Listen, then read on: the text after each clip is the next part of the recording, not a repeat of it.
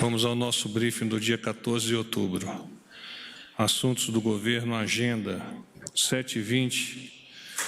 Ministro-chefe da Casa Civil da Presidência da República, Onyx Lorenzoni. Ministro de Estado da Defesa, Fernando Azevedo. E ministro-chefe da Secretaria de Governo da Presidência da República, Luiz Eduardo Ramos. Como de praxe, o presidente vem tomando café com alguns ministros a fim de atualizar-se com relação às principais atividades da semana. Às 9 horas ele recebeu seu filho, o senador Flávio Bolsonaro, uma visita normal e corriqueira. Às 9h15, o senhor Admar Gonzaga, advogado, e a senhora Karina Cufa, advogada. Presidente trator de assuntos particulares e relativos ao seu partido. Às 10 horas, o senhor Floriano Peixoto Vieira Neto, presidente dos Correios. O presidente dos Correios atualizou o senhor presidente sobre as atividades que vem desenvolvendo naquela estatal e também trouxe um companheiro de turma do presidente para uma visita de cortesia. Às 11 horas, o deputado Vitor Hugo, do PSL de Goiás, que é o líder do governo na Câmara dos Deputados, o presidente conversou com o major Vitor Hugo e orientou o líder do governo sobre assuntos legislativos de interesse do mesmo. Às 12 horas, o ministro Jorge Antônio de Oliveira, que é o ministro-chefe da Secretaria-Geral da Presidência da República, e o ministro André Luiz de Almeida, advogado-geral da União. Foram despachos jurídicos internos. Às 14 horas, o ministro Paulo Guedes, que é o ministro de Estado da Economia, como de praxe, às segundas-feiras, o ministro fez um relato semanal das principais atividades. O presidente até brincou que é sempre uma aula de economia proferida pelo ministro Paulo Guedes, junto ao senhor presidente da República. Às 15 horas, o ministro Paulo Guedes e o secretário especial de Desestatização e Desinvestimento do Ministério da Economia, que é o senhor Salim Matar, trataram do planejamento das desestatizações e das privatizações, sem elencar ordem de prioridade. Às 15h30, o deputado Felipe Barros, do PSL do Paraná, um dos vice-líderes do PSL na Câmara dos Deputados. O presidente recebeu o deputado por considerá-lo uma liderança em ascensão, com capacidade de interlocução e articulação com os demais parlamentares. E, por fim, às 16 horas, o ministro de Estado da Educação, Abraham Weintraub. São aqueles despachos normais das segundas-feiras do ministro Weintraub. Ministério da Agricultura, Pecuária e Abastecimento. O mapa considera que a produtividade é o principal fator de estímulo ao crescimento da agropecuária brasileira nas últimas 4 décadas. No período de 1975 a 2018, o setor brasileiro cresceu, em média, 3,36% ao ano. Essa taxa é superior à de países como Argentina, Austrália, China e Estados Unidos. Os ganhos de produtividade foram obtidos principalmente em função de investimentos em pesquisas, adoção de novos sistemas de produção, mão de obra mais qualificada, eficiência no uso de máquinas e implementos. Melhoria em infraestrutura, incluindo estradas e escoamento da produção para o exterior por portos no norte do país e aumento da capacidade portuária de Paranaguá, no Paraná, e Santos, em São Paulo. Por fim, instrumentos adequados de política agrícola. As estimativas do Ministério são feitas com base na produtividade total dos fatores, PTF, que é a relação entre o produto da agropecuária, lavouras perenes e temporárias, produção e abate de animais, leite, seda, etc., e os insumos, mão de obra, terra de lavoura e de pastagem, fertilizantes, máquinas e implementos. O índice é abrangente e permite a comparação dos resultados de produtividade com outros países. O estudo teve a participação da Secretaria de Política Agrícola do MAPA, da Embrapa, do Centro de Estudos Avançados em Economia Aplicada, CPA-USP, e o uso de dados do Departamento de Agricultura dos Estados Unidos, USDA, sigla em inglês. Ministério das Relações Exteriores. O governo do presidente Bolsonaro atribui à região fronteiriça do país uma grande prioridade com vistas ao desenvolvimento e à defesa do nosso território. Nesse sentido, o Ministério das Relações Exteriores viabilizou a confecção de um memorando de entendimento decidido na cúpula do Mercosul em Santa Fé em julho passado para a criação do Comitê de Integração Fronteiriça Trinacional entre o Brasil, Argentina e Uruguai. O documento final foi assinado hoje no Itamaraty pelos representantes desses países. No ponto da fronteira entre Brasil e Uruguai, já existe um comitê de fronteira, Barra do Quaraí, Bella Unión, desde dezembro de 1995. Não havia, contudo, essa relação entre Barra do Quaraí, no Brasil, e Monte Caseros, na Argentina. As três cidades se localizam na confluência dos rios Quaraí e Uruguai, em fronteira tríplice e, em conjunto, somam cerca de 42 mil habitantes, sendo 4 mil em Barra do Quaraí, 25.500 em Monte Caseros e 12.200 em Bella Unión. A criação do Comitê de Integração Trinacional possibilitará acompanhamento direto pelas chancelarias das iniciativas propostas e executadas pelas autoridades municipais. Além disso, o novo foro constituirá o primeiro Comitê de Fronteira Trinacional do Mercosul, simbolizando a união de vontades entre os Estados-partes para o fortalecimento da integração fronteiriça. Ministério da Justiça e da Segurança Pública. O número de homicídios no país caiu 22,1% no primeiro semestre deste ano, em comparação com o mesmo período do ano passado, segundo dados divulgados hoje no Sistema Nacional de Informações de Segurança Pública, prisionais, de rastreabilidade de armas e munições, de material genético, de digitais e de drogas, Sinesp. O ministro da Justiça e Segurança Pública, Sérgio Moro, afirmou que a queda é resultado do trabalho de inteligência e ação integrada entre as forças federais, estaduais e do Distrito Federal. Ressaltou ainda que, abre aspas, se aprovado o pacote anticrime no Congresso Nacional, o número de crimes cairá ainda mais. As estatísticas criminais mostram que houve queda em todos os 9 crimes registrados pela Plataforma de Informações Integradas do Sinesp.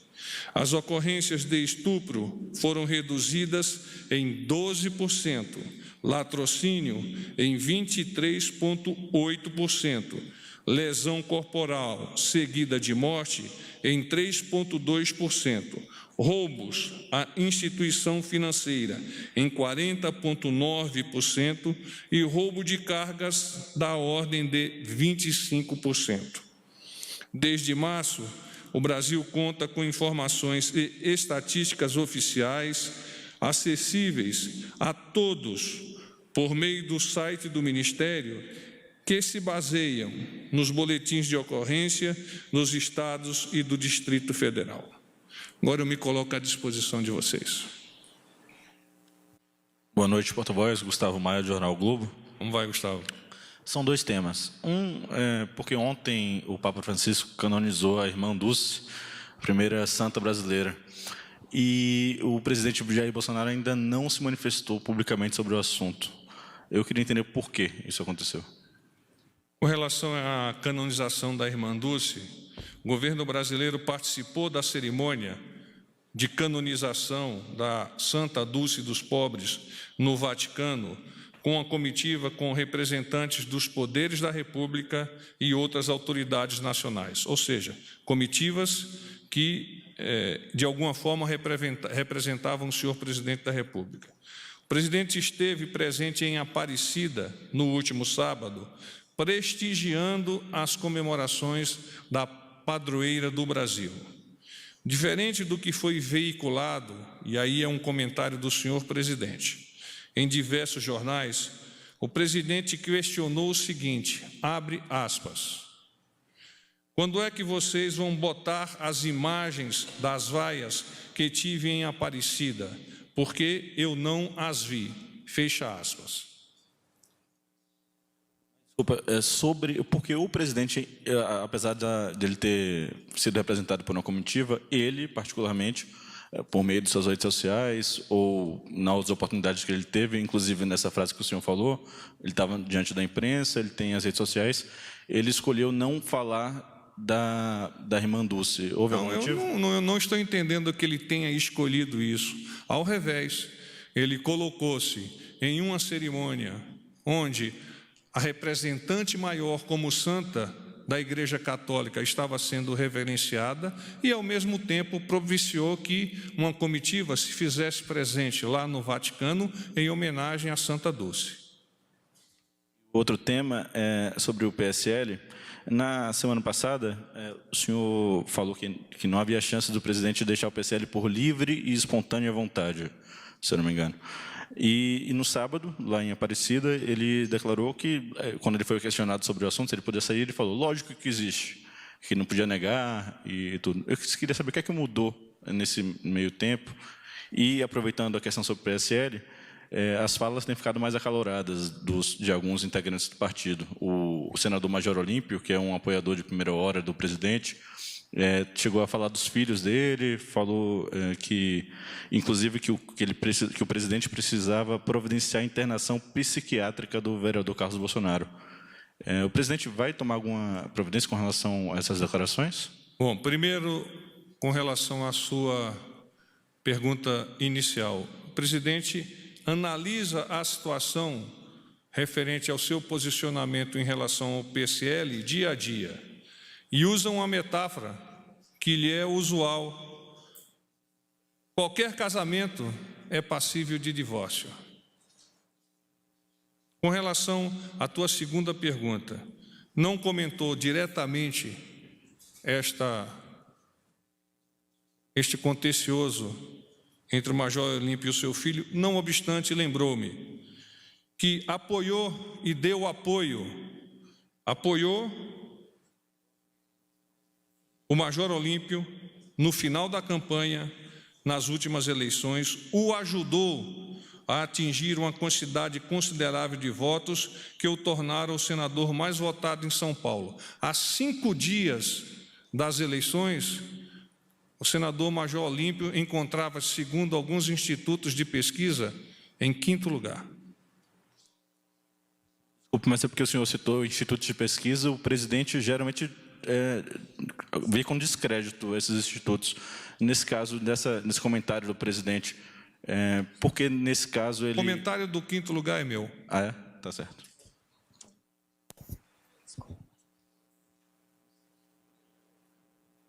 Boa noite, porta-voz. Matheus Rodrigues, da TV Globo. Tudo bom, Matheus? Tudo jóia. São 3 perguntas, porta-voz. A primeira, com quem que o presidente estava reunido agora no fim da tarde? Eu pergunto porque os deputados do PSL, alguns vieram para tentar uma agenda, para falar sobre o partido e desceram sem conseguir. O ministro Weintraub já tinha saído. Era despacho interno? Ele estava com alguém? Não, desconheço. Eu saí do pré-briefing com o presidente, o ministro Weintraub lá se encontrava e, posteriormente, eu desconheço alguma incapacidade do presidente receber alguém fora da agenda. E, estando na agenda, o presidente recebe normalmente. Tá. E ainda nesse tema, o presidente se encontrou pela manhã, como o senhor disse agora, com os advogados que o aconselham em temas eleitorais, né, a doutora Karina e o doutor Edmar. Mas, segundo esses deputados, não se reuniu com os parlamentares, quer dizer, não se reuniu em uma tentativa de pacificação do partido. O presidente está focado mesmo agora em encontrar uma saída jurídica para sair do PSL? Ele vai fazer alguma reunião de pactuação, fazer algum gesto ou para o Bivar ou para a bancada? Não me comentou nada, Matheus, sobre isso. Mas tem alguma previsão de agenda nesse sentido? Não tenho informação sobre isso no momento. Uhum. E uma última pergunta, eu gostaria de saber se o governo federal pretende enviar alguma ajuda para enfrentar a crise das manchas de óleo no Nordeste. No final de semana, por exemplo, a Justiça Federal em Sergipe determinou uma ação no Estado, né, para instalar boias para evitar que as manchas chegassem aos rios, e até agora a União não acatou esse pedido, inclusive ele vence, imagino que amanhã, pelo prazo da notificação. O presidente vem acompanhando esta crise ambiental produzida por terceiros muito de perto por meio do ministro do Meio Ambiente, o Ricardo Salles. O ministro vem administrando o presidente com as informações necessárias e, por meio do ministro do Meio Ambiente, por meio do ministro da Defesa, o presidente se faz presente na contenção, no acompanhamento e na solução da crise. Desculpa, só para complementar, porque essa crise começou no mês passado e até agora não houve nenhuma ação de fato, do governo é uma federal. Crise, uma crise que se perenizou por um tempo maior do que o governo desejaria, mas o governo tem colocado todos os seus esforços para debelá-la no mais curto prazo possível. O governo federal entende que tem feito o que está ao alcance do governo federal para isso? Não apenas o governo federal, mas os governos estaduais, as organizações envolvidas no processo, todas elas estão unidas para combater essa crise ambiental que foi produzida por terceiros. Boa tarde, porta-voz. Ainda só para... Estava esperando a informação de seu órgão e seu nome. Délis Ortiz, TV Globo. Tudo bom, Délis? Tudo. Sobre a mancha de óleo, em que pé estão as investigações? Houve avanços?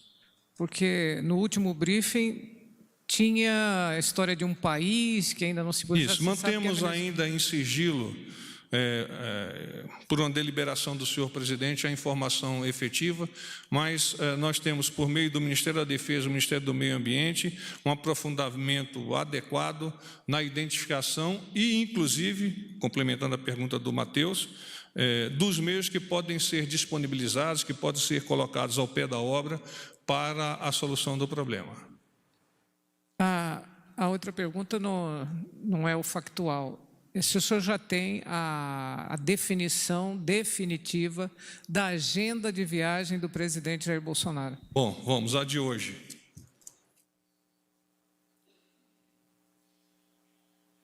Não mudou muito com relação à última que eu vos apresentei, não obstante, há uma antecipação da partida para o Japão para o sábado à noite às 10 horas, em razão de aspectos do cerimonial do Japão, que nos pediu que lá estivéssemos num horário adequado, que eles chamam de encaixe, de pouso de avião, de escoltas, etc.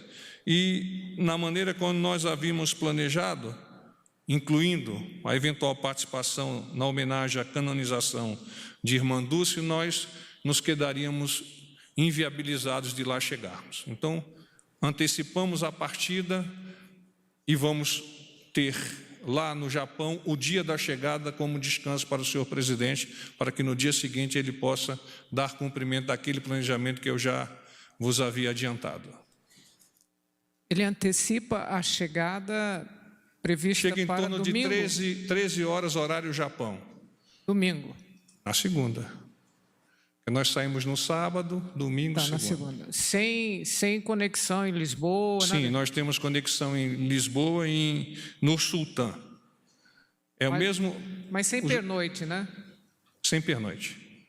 Então, pousamos em Lisboa, depois pousamos em Nur Sultã, depois pousamos em Tóquio. As outras datas e Ela se mantém. previsões se mantêm? Se mantém. Obrigado. Assim que tiver fechado, eu vou disponibilizar para vocês o calendário oficial e final.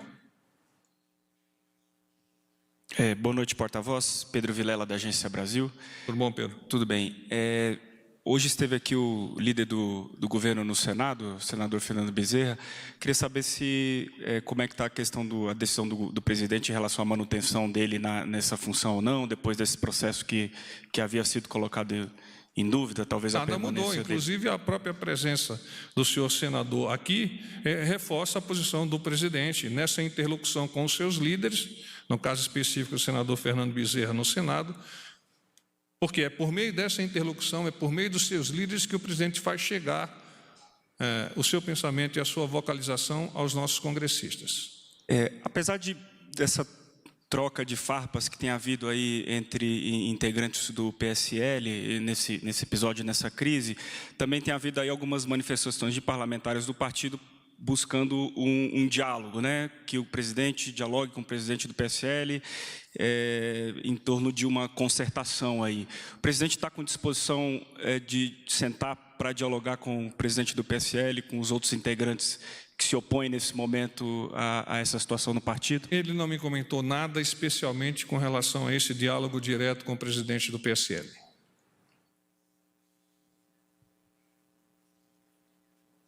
Boa noite, porta-voz. Débora Bergamasco, do SBT. Tudo bom, Débora? Tudo bem.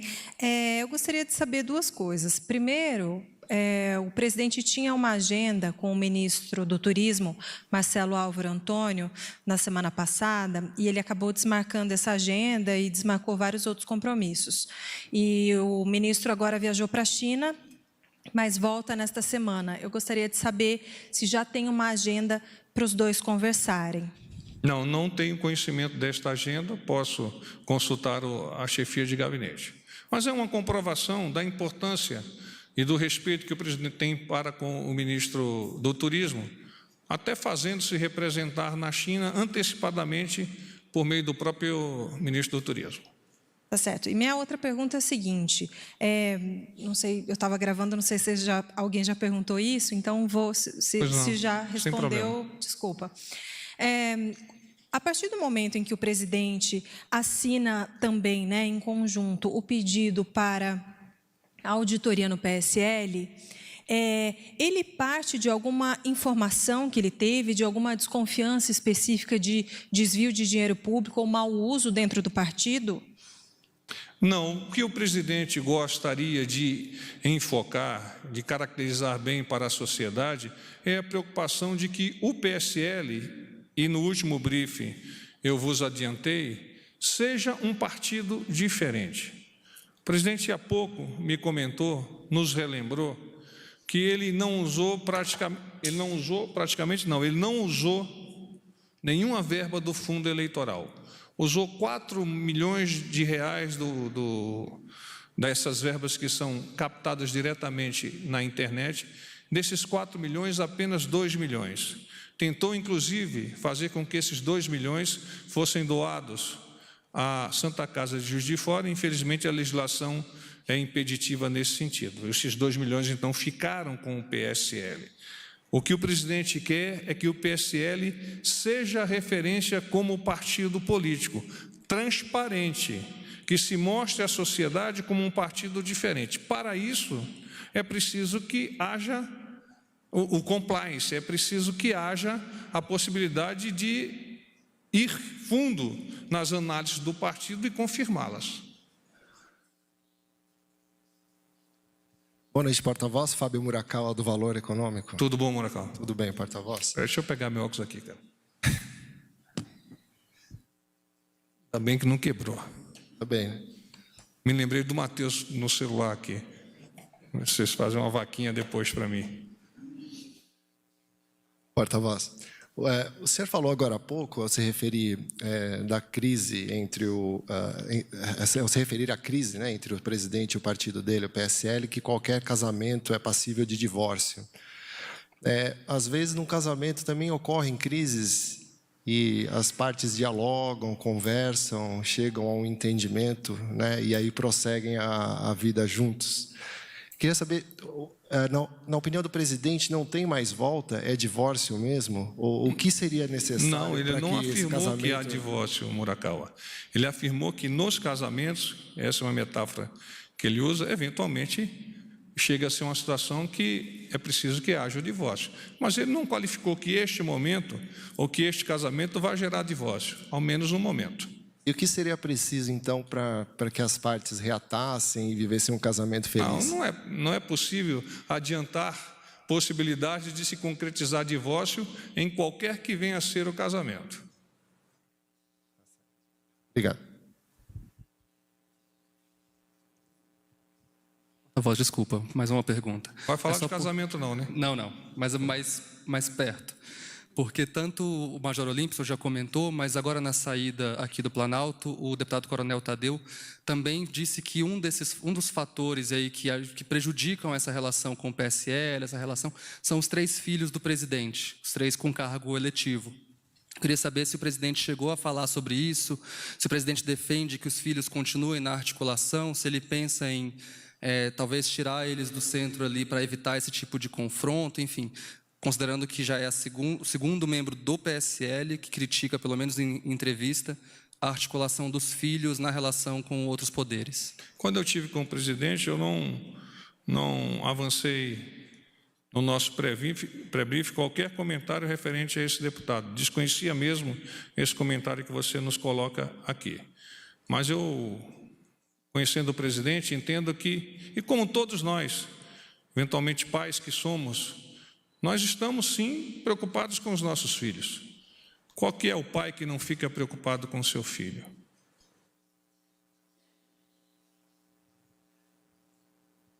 Paz e bem.